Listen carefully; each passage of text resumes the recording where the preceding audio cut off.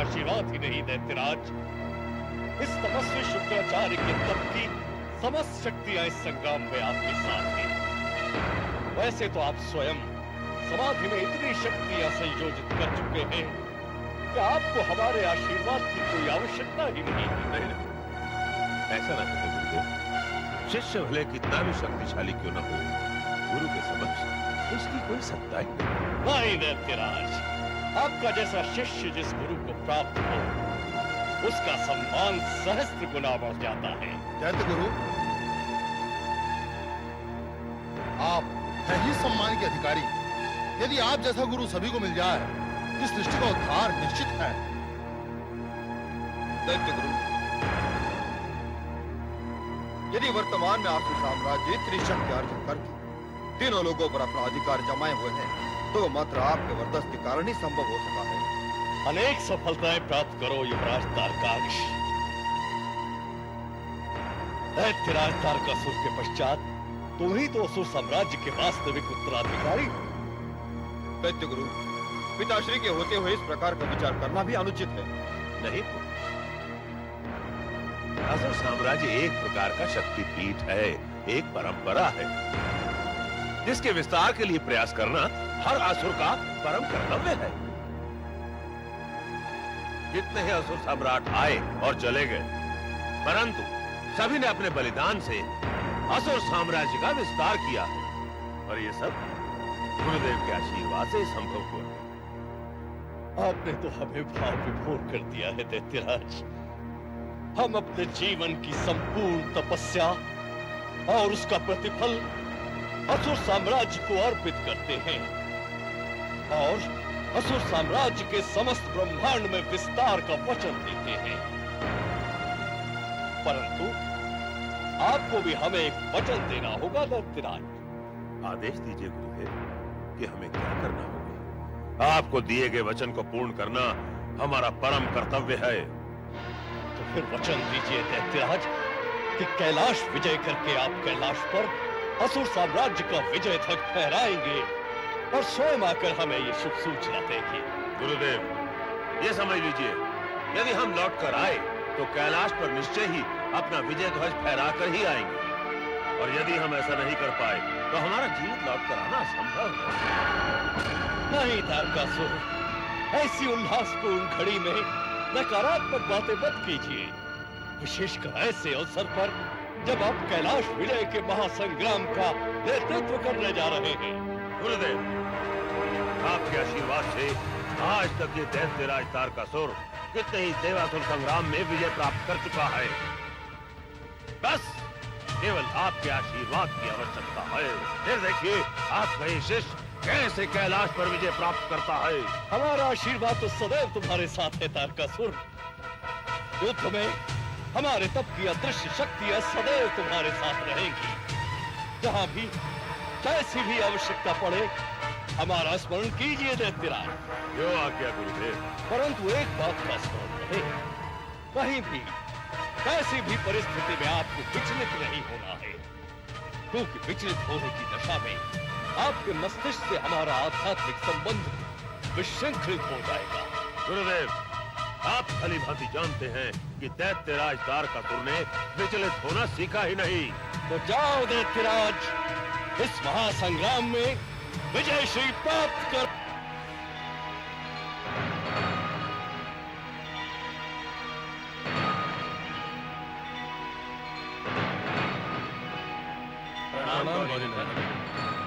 प्रणाम देवगण। गौरीनंदन, हम तो यही प्रयास करते हैं कि प्रसन्नता बनी रहे, परंतु दैत्य गुरु शुक्राचार्य ने तो जैसे सौगंध उठा रखी है हमारी और कैलाश वासियों की प्रसन्नता छीनने की। क्यों इंद्रदेव, अब क्या किया है दैत्य गुरु शुक्राचार्य ने? गजानन, कैलाश की शांति भंग करने हेतु तारकासुर को कैलाश पर आक्रमण करने के लिए भेजा है। क्या तारकासुर स्वयं कैलाश पर आक्रमण करने आ रहे हैं? निश्चय ही उन्होंने ऐसा करके अपनी मृत्यु को आमंत्रित किया है। आप उचित कह रहे हैं गौरीनंदन।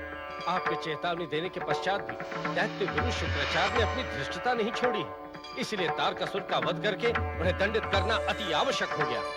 गजानन, शीघ्र निर्णय करें, हमें क्या करना है? हाँ विघ्नेश्वर, किसी भी क्षण वो दुष्ट तारकासुर, तारकाक्ष, कमलाक्ष और कालनेमी अपनी सेनाओं के साथ कैलाश की सीमा में प्रवेश करते ही होंगे। यदि वे अपनी सेना सहित कैलाश की सीमा में प्रवेश कर गए तो कैलाश की शांति को भंग करने में सफल हो जाएंगे। नहीं अग्निदेव, इन असुरों के लिए कैलाश की सीमा में प्रवेश कर पाना इतना सरल नहीं होगा, क्योंकि सीमा पर सुरक्षा की दृष्टि से महामुनि विश्वकर्मा, मुनिवर वीरभद्र, नंदीश्वर और भृंगीश्वर भी अपनी शिवगणों की सेना के साथ पूर्णतः सतर्क हैं। तो क्या आपको ऐसे किसी आक्रमण का पूर्व से ही आभास था गौरीनंदन, जिसके फलस्वरूप आपने कैलाश की सुरक्षा व्यवस्था को सुदृढ़ कर दिया था? अवश्य इंद्रदेव, हमें पूर्ण विश्वास तो नहीं था, परंतु आशंका अवश्य थी। गजानन, अब जब ये आशंका मूर्त रूप लेने जा रही है, इस स्थिति में चलकर उन्हें दंड देना अति आवश्यक है। हाँ गौरीनंदन, तारकासुर किसी भी मूल्य पर जीवित नहीं लौटना चाहिए। ऐसा ही होगा इंद्रदेव, परंतु इससे पूर्व हमें प्रिय कुमार को सचेत करना होगा और ऐसी व्यवस्था करनी होगी जिससे कि प्रिय कुमार इस मध्य भवन से बाहर ना आए। देवतागण, आप प्रतीक्षा करें, हम इसकी व्यवस्था करके अभी आते हैं।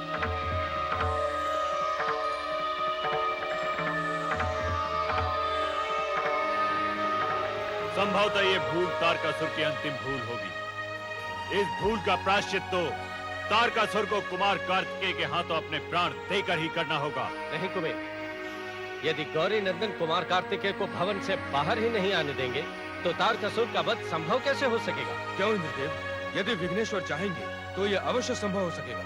हाँ इंद्रदेव, वे तो स्वयं विघ्नों का हरण करने वाले हैं। आपकी शंका पूर्णतः निराधार है। नहीं कुबेर, इंद्रदेव की शंका निराधार नहीं है, बल्कि उसका ठोस आधार है तारकासुर को दिया गया ब्रह्मदेव का वरदान, जिसके अनुसार शिवांश अर्थात कुमार कार्तिकेय ही तारकासुर का वध कर सकता है। हाँ कुबेर, यदि गौरीनंदन तारकासुर का वध करना चाहते तो वे कभी भी कर सकते थे, परंतु ऐसा करके गौरीनंदन ब्रह्मदेव के वरदान को कदापि अपमानित नहीं करेंगे। परंतु देवेंद्र, जिस तरह गजानन हमसे प्रतीक्षा करने के लिए कहकर गए हैं, उससे तो यही प्रतीत होता है कि वो तारकासुर को मृत्युदंड अवश्य देंगे।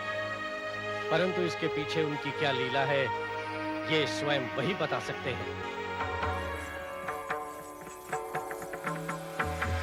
प्रणाम गौरीनंदन। प्रणाम देवी जया। प्रणाम देवी विजया। गौरीनंदन, क्या कोई विशेष कारण है जो आप द्वार छोड़कर भवन में आए हैं? देवी जया, क्या आप बता सकती हैं कि प्रिय कुमार इस समय कहाँ है और क्या कर रहे हैं? प्रिय कुमार तो इस समय विश्राम कर रहे हैं गौरीनंदन। हाँ गौरीनंदन, हमारे साथ क्रीड़ा करने के पश्चात प्रिय कुमार अपने विश्राम कक्ष में जाकर निद्राधीन हो गए हैं। यदि आप कहे तो हम उन्हें जगा देते हैं। क्या आप अपने प्रिय भ्राता को कहीं ले जाना चाहते हैं? नहीं देवी जया, आप उन्हें विश्राम करने दें। हम तो ये चाहते हैं कि यदि प्रिय कुमार निद्रा से उठे तो उन्हें भवन में ही रखें, भवन से बाहर ना आने दें देवी। हमें स्मरण है गौरीनंदन, यदि कुमार बाहर जाना चाहे तो हम उनके साथ जाएंगे। नहीं देवी विजया, प्रिय कुमार को न अकेले और न ही किसी के साथ किसी भी स्थिति में भवन से बाहर नहीं जाने देना है। ये हमारा आदेश है। जैसा आपका आदेश। गौरीनंदन, क्या इस आदेश का कोई विशेष कारण है? हाँ गौरीनंदन, क्या कुमार से कोई अनुचित कार्य हो गया है जिसके दंड स्वरूप आप कुमार को क्रीड़ा के लिए बाहर जाने नहीं देना चाहते? नहीं देवी विजया, प्रिय कुमार को दंड की बात तो हम सोच भी नहीं सकते, और न ही कुमार इतने उदंड है कि वे अपने भ्राता के समक्ष कोई अनुचित कार्य करें। तब ऐसा आदेश देने का क्या कारण है गौरीनंदन? कोई विशेष कारण नहीं है देवियों। हम तो ये भी चाहते हैं कि आप प्रिय कुमार के साथ साथ माताश्री व पिताश्री को भी भवन के बाहर न आने दें। देवाधिदेव एवं मातेश्वरी को भी? हाँ देवी, यदि वे बाहर जाना चाहें तो आप उनसे प्रार्थना करके उनसे आग्रह करें कि वे भवन से बाहर ना जाएं, तथा उनसे कहें कि ये हमारा निवेदन है। जी गौरीनंदन। देवियों, द्वार पर देवतागण हमारी प्रतीक्षा कर रहे हैं, हम उनके साथ ही हैं। यदि आपको किसी भी प्रकार की आवश्यकता पड़े तो अति शीघ्र सूचित करें। जो आज्ञा गौरीनंदन।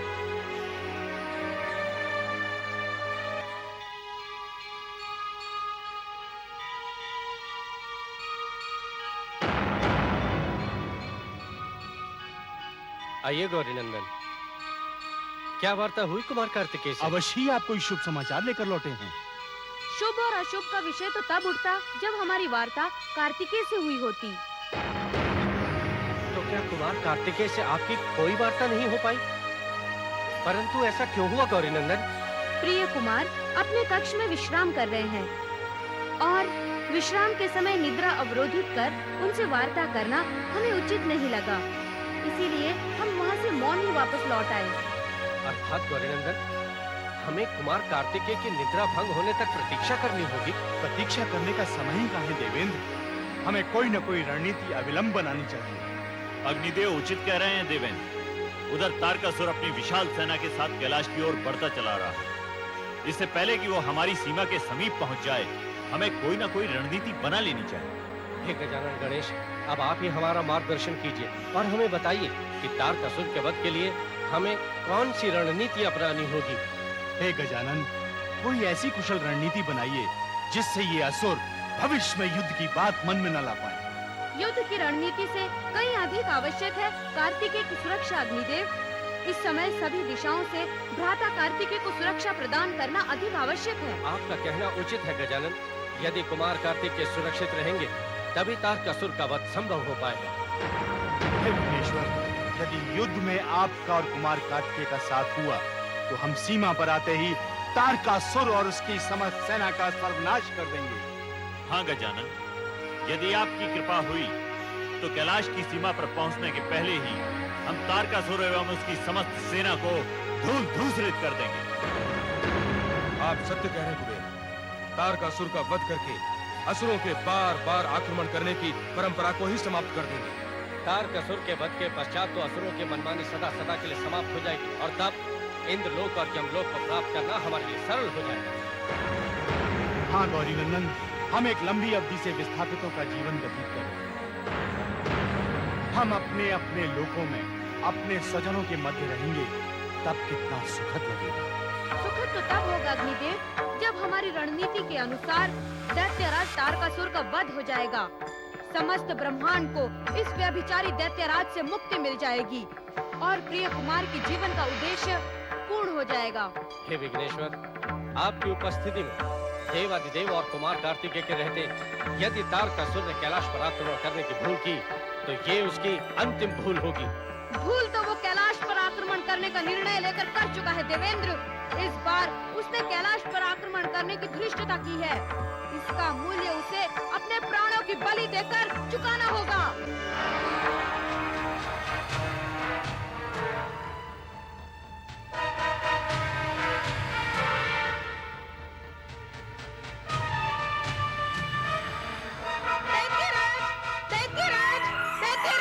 ये स्वर तो महारानी कृष्णा का है। हाँ दैत्यराज, ये स्वर निस्संदेह महारानी कृष्णा का ही है।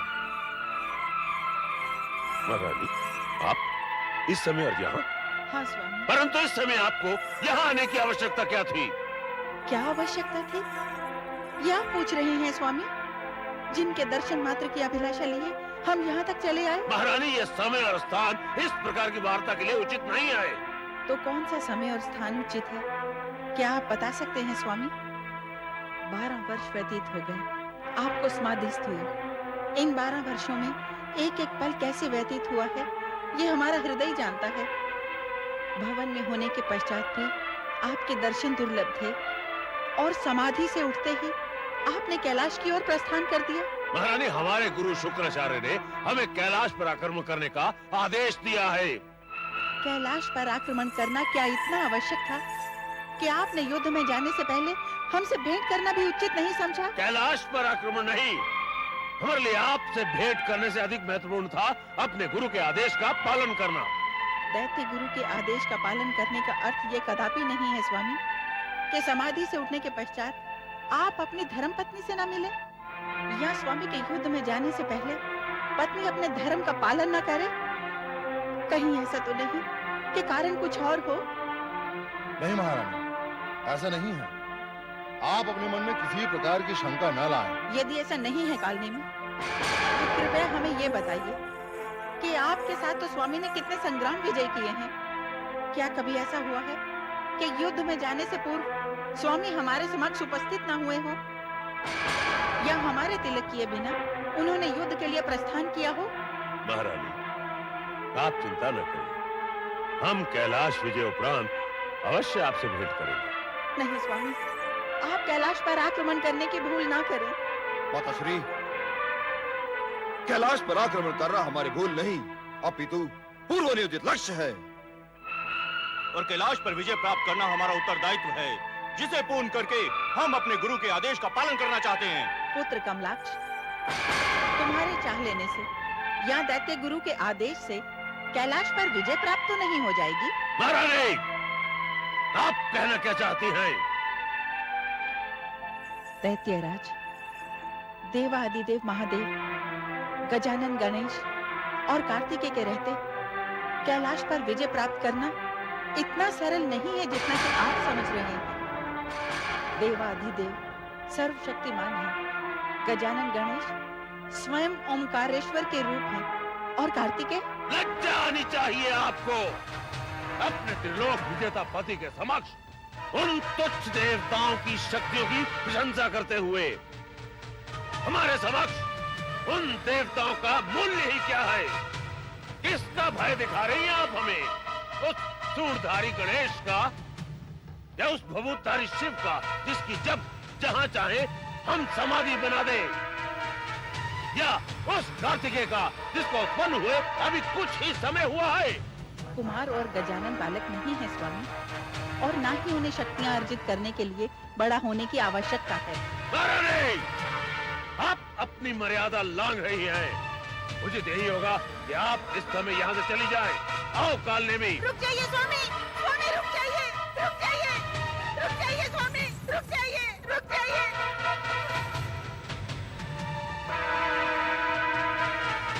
गुरुदेव, गुरुदेव, गुरु। ओम ह्रीं अग्नि चामुंडायै कुरु कुरु सर्वजनन में वशमानाय स्वाहा। दैत्य गुरु, दैत्य गुरु, गुरुदेव, गुरुदेव रक्षा कीजिए। महारानी कृच्छ्रा, इस प्रकार यज्ञ में व्यवधान उपस्थित करना आपको शोभा नहीं देता। महारानी, कृपया बताएं आपके इस प्रलाप का कारण क्या है? गुरुदेव, आपके प्रिय शिष्य दैत्यराज समाधि से उठते ही कैलाश पर आक्रमण करने चले गए हैं। आप तो जानते हैं, यदि हमें तो सभी कुछ ज्ञात है महारानी।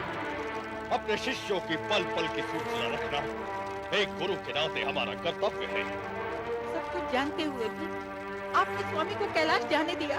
हाँ महारानी, क्योंकि कैलाश पर आक्रमण का यही सबसे उचित समय है। महारानी, दैत्यराज समाधि में अपनी सभी शक्तियों को संयोजित कर चुके हैं। वे सारी शक्तियां जो उन्होंने त्रिलोक विजय के समय अर्जित की थी। इस समय महाराज का मनोबल, उनकी इच्छा शक्ति अपनी चरम सीमा पर है। महारानी, इस समय देवतागण उनका तेज सह नहीं पाएंगे।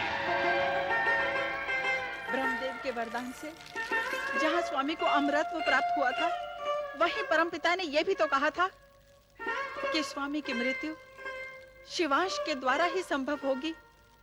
और गुरुदेव, कुमार कार्तिकेय शिवांश के रूप में अवतरित हो चुके हैं। महारानी, महाराज परम पराक्रमी त्रिलोक विजेता है।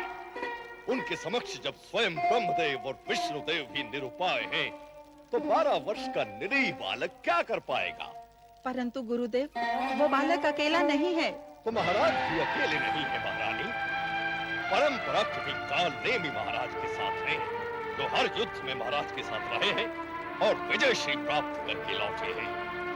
उनके अतिरिक्त आपके दोनों परम वीर पुत्र कमलाक्ष और तारकाक्ष भी सैन्य सहित महाराज के साथ हैं, जो वर्षों से यमलोक और इंद्रलोक पर अपना आधिपत्य जमाए हैं।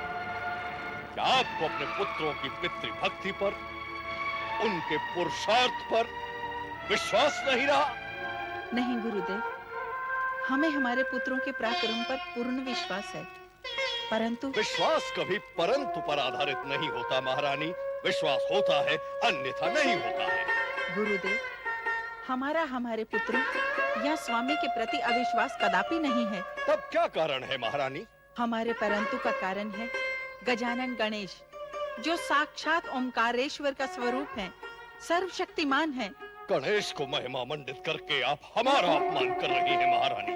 नहीं गुरुदेव, ऐसी धृष्टता तो हम स्वप्न में भी नहीं कर सकते। हमारे कहने का अभिप्राय तो ये है कि जो गजानन गणेश आपके आश्रम में आकर आपको चेतावनी दे सकते हैं, वे स्वामी को कैलाश पर आक्रमण करता देख उन्हें। नहीं महारानी, कदापि नहीं। गजानन गणेश आपके स्वामी को प्राणदंड नहीं दे सकते हैं। देखिए महारानी, ये संपूर्ण सृष्टि कुछ नियमों पर आधारित है। यदि उन नियमों का उल्लंघन होता है तो महाप्रलय आ जाएगी। परंतु विघ्नेश्वर तो सर्वशक्तिमान है। निश्चय ही गणेश सर्वशक्तिमान है, परंतु महारानी, गणेश हो, ब्रह्मा विष्णु या स्वयं महादेव हो, सृष्टि के नियमों का उल्लंघन नहीं कर सकते हैं। यही कारण है कि चाहते हुए भी गजानन गणेश आपके स्वामी को प्राणदंड नहीं दे पाएंगे।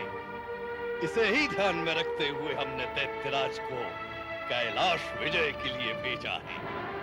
निश्चय ये तो प्रसन्नता की सूचना है गुरुदेव, परंतु इसके पश्चात भी हमारा हृदय अनजाने भय से भयभीत है। भय का कोई कारण नहीं है महारानी। यही उचित समय है जब असुर वीरों के प्रचंड भुजदंड शत्रु मर्दन के लिए विह्वल है। समय दूर नहीं है जब विजय श्री महाराज के चरण चूम रही होगी। इस समय दैत्यों का कल्याण अवश्यंभावी है। देवी जया, कुमार,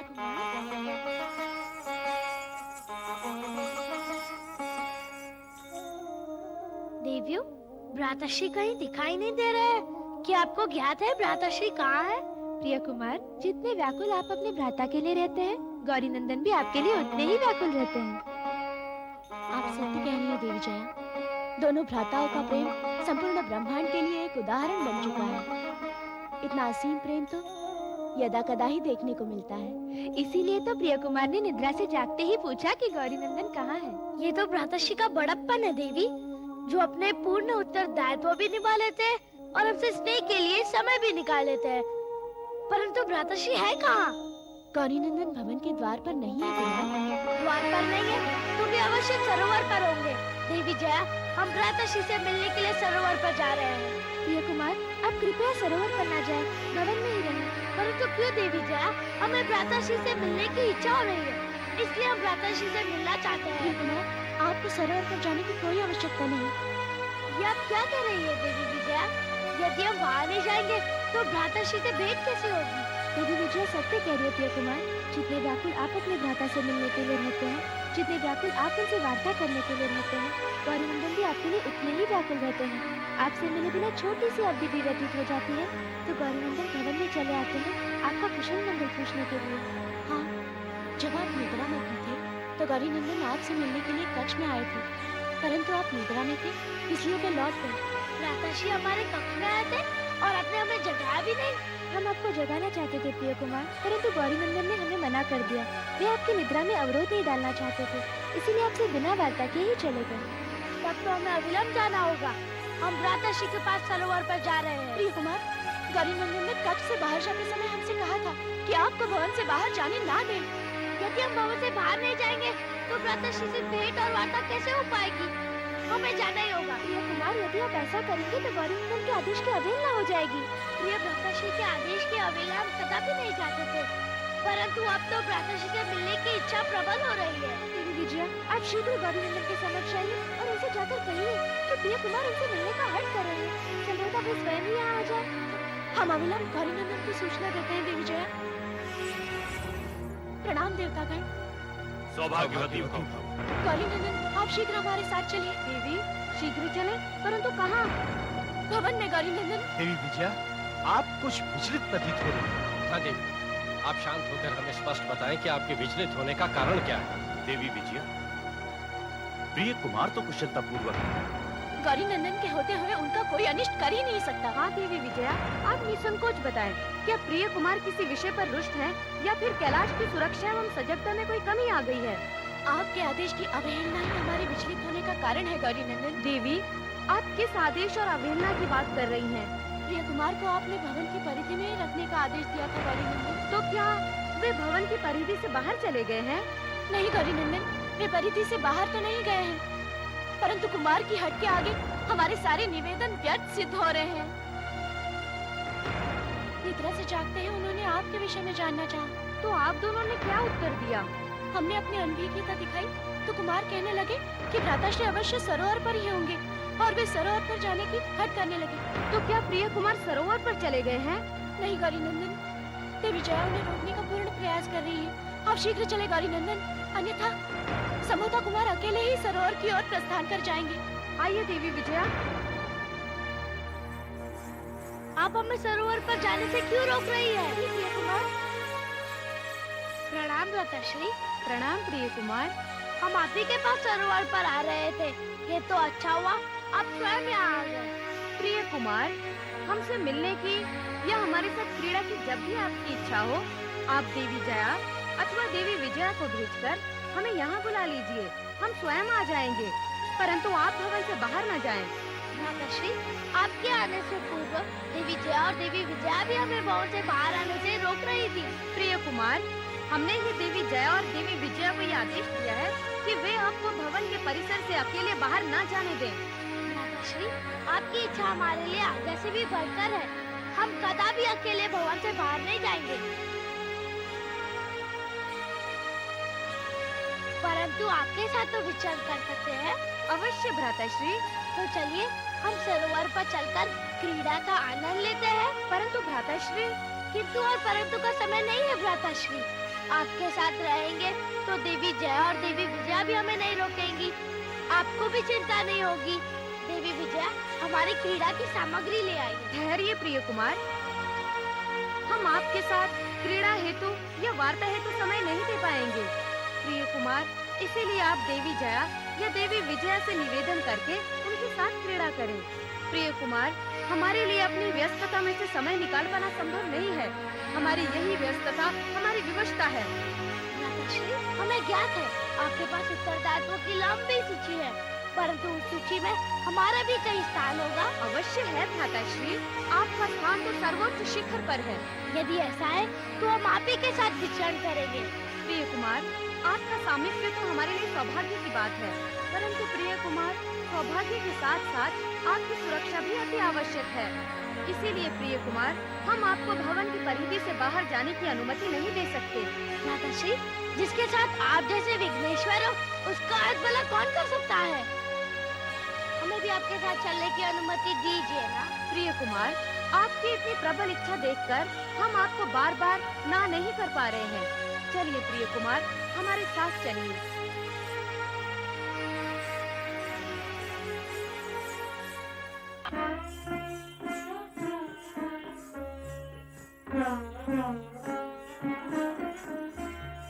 कुमार,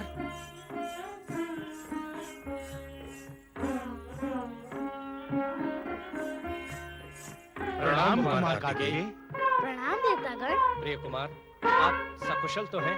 हाँ इंद्रदेव, हम पूर्णतः कुशल हैं। आप सब कैसे हैं? कृपा है विघ्नेश्वर की। आप सब अत्यंत प्रसन्न दिखाई दे रहे हैं। आपका आगमन ही हमारे लिए प्रसन्नतादायक है कुमार। परंतु भ्राताश्री तो हमारे भवन से बाहर आने पर चिंतित थे। देवी जया, देवी विजया हमें भवन से बाहर ही नहीं आने दे रही थी। वो भी उचित ही था कुमार। ऐसे कैसे हो सकता है इंद्रदेव? एक ही समय में दो बातें उचित कैसे हो सकती है? प्रिय कुमार, हर बात के सदैव दो पक्ष होते हैं और ये देखने वाले पर निर्भर करता है कि वो उसके किस पक्ष को देखता है। भ्राताश्री, हम आपका आशय नहीं समझे। प्रिय कुमार, समय आने पर आप स्वतः ही हमारा अर्थ समझ जाएंगे। यदि आप स्पष्ट करेंगे तो हम अवश्य समझ पाएंगे।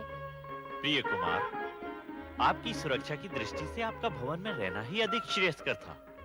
इसीलिए गौरी नंदन ने आपको भवन में रहने का ही निर्देश दिया। और इस समय की स्थिति के अनुसार आपका भवन से बाहर आना ही अधिक आवश्यक था। और इसी के कारण आपके भवन से बाहर आने पर हमें प्रसन्नता हुई। अब बताइए, हुई ना एक ही समय पर दोनों बातें उचित? हाँ इंद्रदेव, निसंदेह समझ आ गया। परंतु आपको हमारे साथ क्रीड़ा करनी थी, जो आपको हमारी आवश्यकता थी। आपके साथ क्रीड़ा करने की इच्छा किसी नहीं होगी।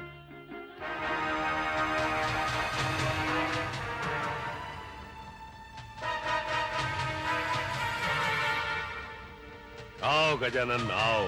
तारकासुर, मर्यादा की सीमा लांघने का दुस्साहस मत करो। हम मात्र मर्यादा की सीमा लांघने नहीं आए हैं, अपितु संपूर्ण सीमाएं लांघकर तुम्हें और तुम्हारे पिता महादेव को कैलाश की सीमा से बाहर निकालने आए हैं। तारकासुर, इस प्रकार का निरर्थक स्वप्न तुमसे पूर्व भी बहुत से दैत्य और असुर देख चुके हैं। हम दूसरों की भांति स्वप्न नहीं देखा करते इंद्रदेव। अभी तो उसे साकार करने का साहस भी रखते हैं। तारकाक्ष, हम तुम्हारा साहस देख चुके हैं। कायरतापूर्ण छल की रणनीति तैयार करना तुम्हारे साहस का उदाहरण है। और गजानन गणेश द्वारा चेतावनी देने के पश्चात भी तुमने कैलाश पर आक्रमण करके उसे इस साहस का मूर्खतापूर्ण उदाहरण प्रस्तुत किया है तारकाक्ष। और अब इस मूर्खता का प्रायश्चित करने के लिए तुम्हें अवसर भी प्राप्त नहीं होगा। शुक्राचार्य ने तुम्हारे पिताश्री को स्वयं मृत्यु के मुख में भेज दिया है, जिनका कुमार कार्तिकेय के समक्ष आकर जीवित लौट जाना अब असंभव होगा। कौन? ये कुमार कार्तिकेय जो दैत्यराज तारकासुर के समक्ष उसके पुत्र को दंड दे सके? गजानन गणेश, समझ में नहीं आता कि तुम्हारी बुद्धिमता की प्रशंसा करूं या उसका उपहास करूं। कि आप इस बालक को, जिसकी क्रीड़ा करने की अवस्था है, हमारे समक्ष खड़ा कर रहे हैं। तारकासुर, कुमार बालक है या बलशाली, ये तो समय ही सिद्ध करेगा। नहीं इंद्र, ये समय नहीं, हम सिद्ध करेंगे, केवल हम। ये उस समय स्वयं सिद्ध हो जाएगा देवेंद्र, जब दैत्यराज तारकासुर तुम दुष्ट देवताओं को कैलाश से निष्कासित कर देंगे और तुम्हारे इस कैलाश पर हम असुरों की विजय पताका लहराएगी। हम तुम्हें विश्वास दिलाते हैं गजानन गणेश कि उसके पश्चात हम ना तो इस बालक को दंडित करेंगे और ना ही प्रताड़ित। दैत्यराज तारकासुर, अपनी जीवा को अपने वश में रखो। भ्राताश्री, कौन है ये दुष्ट? क्या इसी के कारण आप हमें भवन से बाहर नहीं निकलने दे रहे थे? बहुत उचित कर रहे थे तुम्हारे भ्राताश्री, जो हमसे सुरक्षित रखने के लिए तुम्हें भवन से बाहर नहीं निकलने दे रहे थे। भ्राताश्री, क्या ये सत्य है? नहीं प्रिय कुमार, ये सत्य नहीं है। अपितु सत्य ये है कि ये वही असुर है जिसका वध करने के लिए आपका जन्म हुआ है। ये दुष्ट तारकासुर है जिसका अंतिम समय आ गया है। जाइए प्रिय कुमार, इस दुष्ट का संहार करके समस्त सृष्टि को इसके पापों के भार से मुक्त कीजिए। जाइए प्रिय कुमार। जो आ गया भ्राताश्री।